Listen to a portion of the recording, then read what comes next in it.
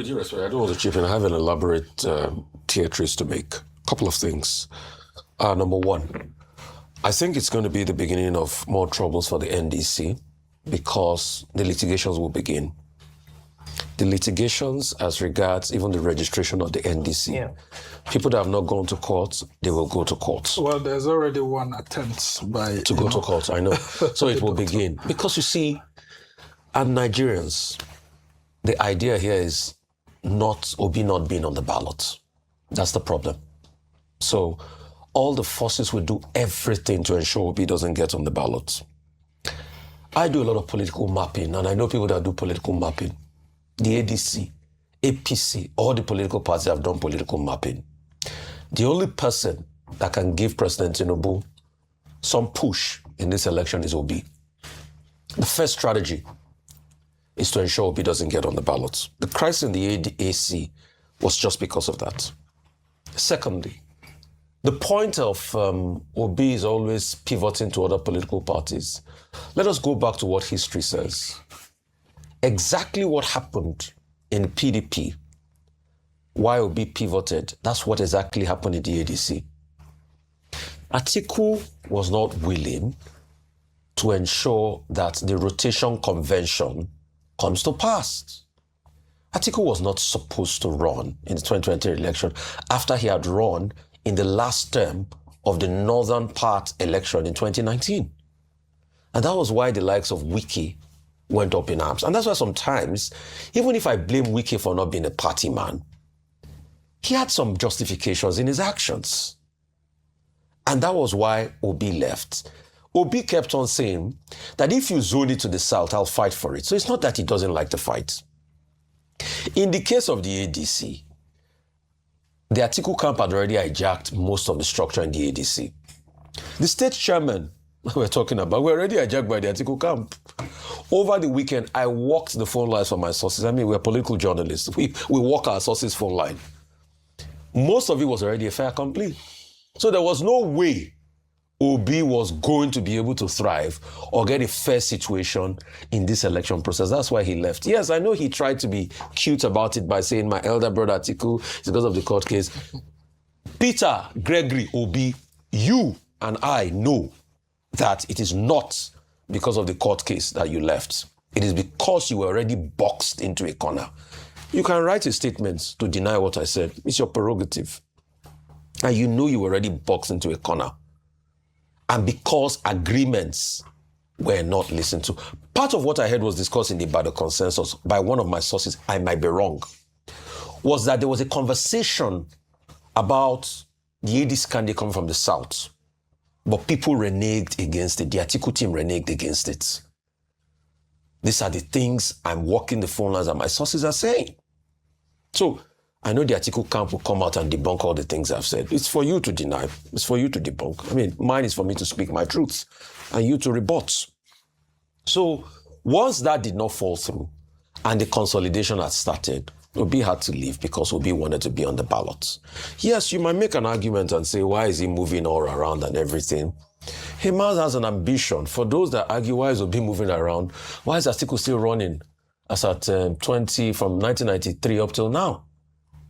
And some people are saying, Atiku, this might be his last lap. This is not going to be his last lap. If Atiku is in good health, he will run in 2031. Mark that down. He has his ambition. Yes. You know, former Liverpool coach Bill Shankly famously said, people think football is about life and death, but they are wrong, it's more than life and death. For politicians, politics is more than life and death.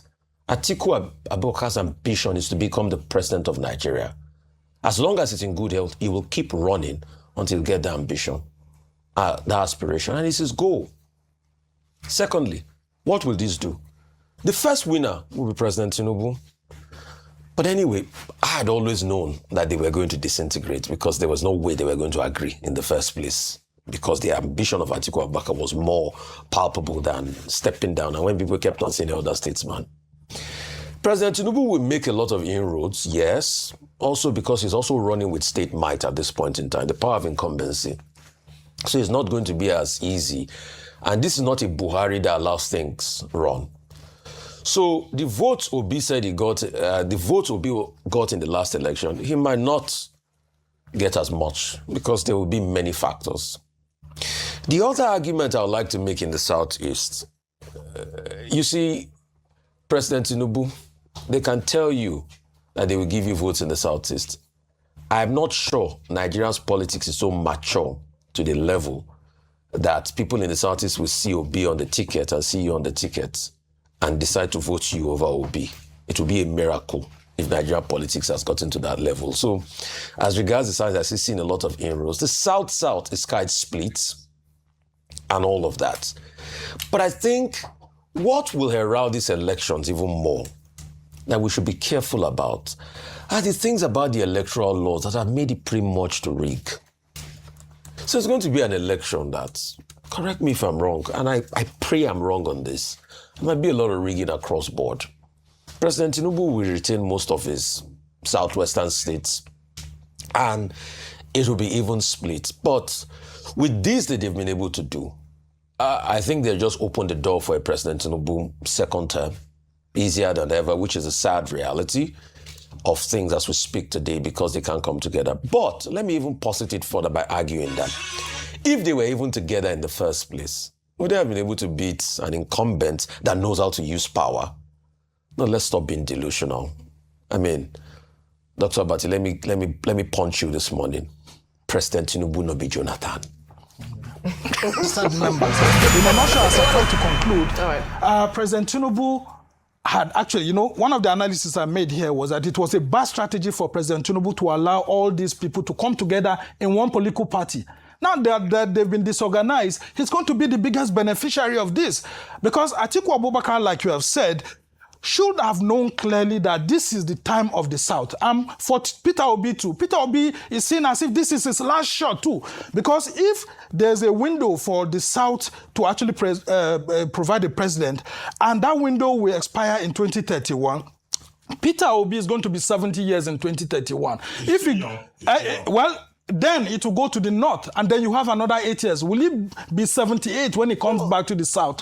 For him, Atiku Abubakar is in his 70s. He's about to turn 80. Yes, going to 80. So that would actually eliminate Atiku Abubakar. So you see Atiku fighting very well because the constitution allows it. There's nothing that's wrong with him coming out to do that. But Obi too is also being caught up by age, and Kwankwanso is 69. He's going to be 73.